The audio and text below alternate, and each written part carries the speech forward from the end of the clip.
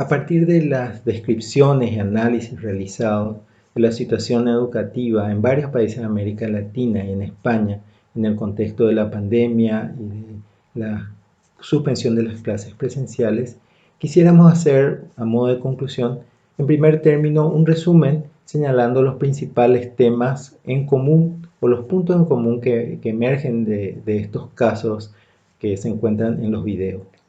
Un primer punto que cabe señalar es la suspensión de las actividades escolares presenciales. En el mes de marzo, todos los sistemas educativos interrumpieron sus clases ante la situación de la pandemia y las medidas de aislamiento adoptadas por los gobiernos nacionales. Fue sin duda una medida necesaria, aunque no todos los países iniciaron esta cuarentena al mismo tiempo ni con la misma intensidad, lo que generó situaciones de mayor gravedad en cuanto a la expansión del COVID en algunos de los países. Por otro lado, se generó un sistema de enseñanza a distancia, con programas generalmente denominados Aprendo en Casa o algo parecido, priorizando las plataformas digitales complementadas con otras estrategias como programas de televisión, programas radiales y también la distribución de materiales impresos como cuadernillos ejercitables. Este cambio en la educación a distancia desnudó aún más las grandes falencias de los sistemas educativos y las condiciones de desigualdad y brechas sociales que se dan en nuestras sociedades y que se reflejan en la educación. Sistemas educativos donde en los últimos años avanzaron considerablemente los procesos de privatización, de mercantilización y de segmentación.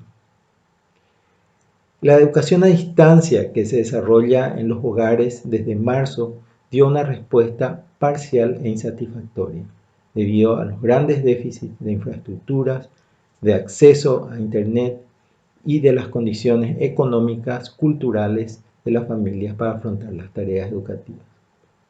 Por otro lado, también se observa una sobrecarga del trabajo en docentes, que no estaban preparados ni tenían las condiciones para realizar las tareas que se les está exigiendo.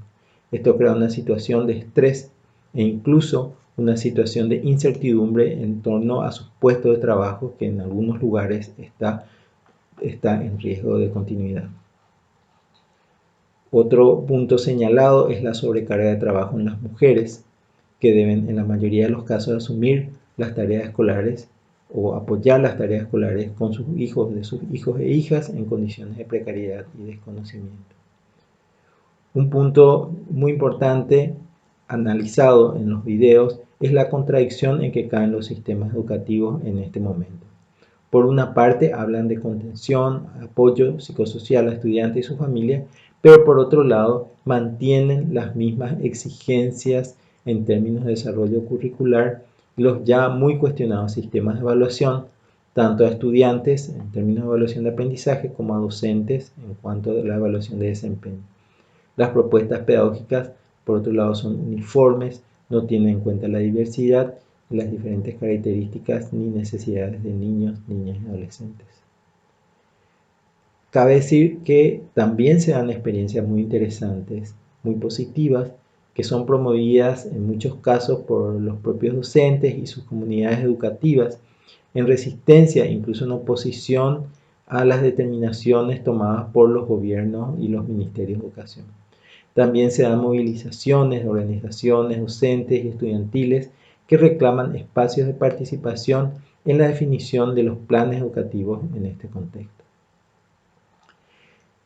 Finalmente, también en los diversos videos se habla de las medidas que se van a ir tomando o que se están tomando ya en un proceso de gradual retorno a clase.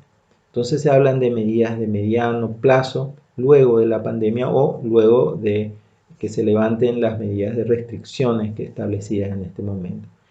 Y ahí se ven, por ejemplo, modelos mixtos, o sea, hablan de modelos mixtos presenciales y con uso de plataforma, donde los nuevos riesgos que se presentan en torno al aumento, a la profundización de los procesos de privatización y mercantilización con la expansión de las plataformas y modelos como homeschooling, donde justamente se resta aún más protagonismo a las escuelas y a los docentes.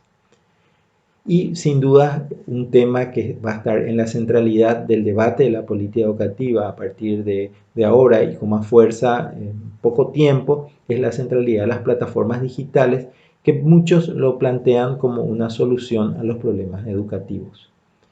Ante esa visión, también existen otras posturas, otras posiciones, y se ve la posibilidad de construir o profundizar un sistema educativo basado en el enfoque derecho y la necesidad de la escuela como un espacio de igualdad. Si bien las medidas recién reseñadas dan cuenta de algunos aspectos comunes, es claro que estos procesos tuvieron un impacto muy diferente en cada uno de los países en función de el resto del panorama político y del contexto social, cultural, económico de cada uno de ellos. En función de eso, nos gustaría compartir con ustedes algunas de estas singularidades pensadas en términos de tensiones, ¿no? Una primera tensión bastante evidente es entre aquellos países que articularon estas medidas comunes en el marco de discursos y políticas de corte mercantilista propia de la lógica neoliberal. Tal es el caso de Chile o de Brasil. En general, esas medidas fueron tomadas por la presión de las comunidades educativas y fueron acompañadas de un discurso que priorizó la eficiencia, el no parar la economía, el no parar de educar por sobre el cuidado común de la población. En otros países, en cambio, esta medida fue hecha como un mecanismo de cuidado. Países como Argentina pusieron la política pública al servicio de ese cuidado y de generar las condiciones mínimas para garantizar esa continuidad pedagógica a través de repartir netbooks, materiales impresos para aquellos que no tenían conectividad e incluso negociar con el sector empresarial privado el acceso gratuito a las plataformas de Internet. Esto es muy fuerte porque en el caso de los países con perspectivas mercantilistas, este discurso se articuló además con una retórica de corte meritocrática, donde lo que se pretende es asistir a los grupos más vulnerables, pero solicitando contraprestaciones en términos de esfuerzos.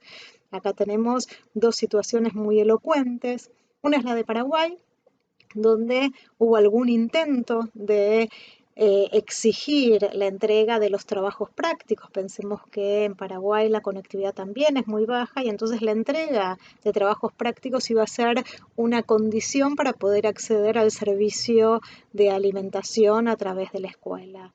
Otro caso paradigmático de estos procesos es Chile, ¿no? Donde están buscando los mecanismos para medir de algún modo la asistencia, dado que en Chile el financiamiento es vía la demanda, o sea, las instituciones reciben tantos recursos como matrícula tengan inscripta y asistiendo efectivamente en esas instituciones. Entonces, estas medidas que pueden parecer comunes en realidad van generando realidades muy disímiles.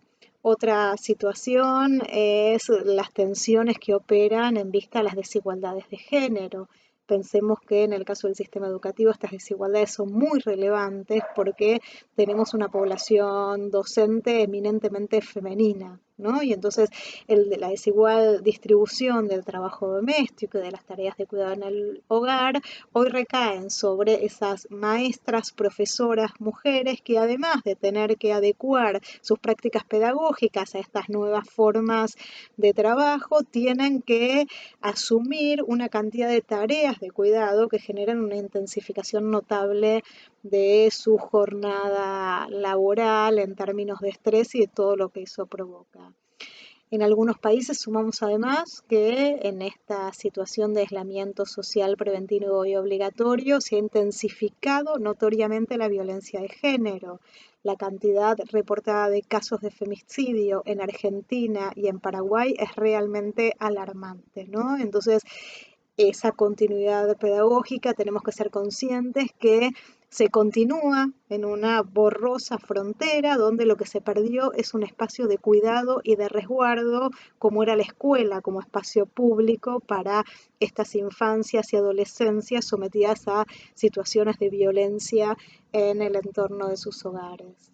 Una tercera punta a discutir y sobre la cual se sabe muy poco en términos de desigualdades de género es qué está sucediendo con las estudiantes que a la vez son adolescentes madres, ¿no? Digo, el Estado en muchos países había generado mecanismos de sostén, de soporte, esas trayectorias que hoy estarían desapareciendo. Entonces se trata de jóvenes de los sectores más vulnerables, con menores condiciones para sostener su escolaridad y que ahora se ven mucho más alejadas de la posibilidad de garantizar sus propias trayectorias y sostener el cuidado de sus hijos o hijas, ¿no? En este punto lo que me parece que es importante señalar y que es lo que se abre como debate a futuro es el riesgo de las nuevas derechas apropiándose de esta nueva forma de sostener el lazo pedagógico, que es el fortalecimiento de los discursos de la escolarización en el hogar.